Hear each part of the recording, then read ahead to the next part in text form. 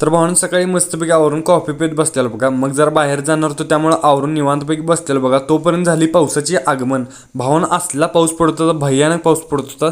सकाळी 8 वाजता पाऊस सुरू झालेला, संध्याकाळी 4 पर्यंत पाऊसच पडत होता. मग तिथंच बसलेलो मी.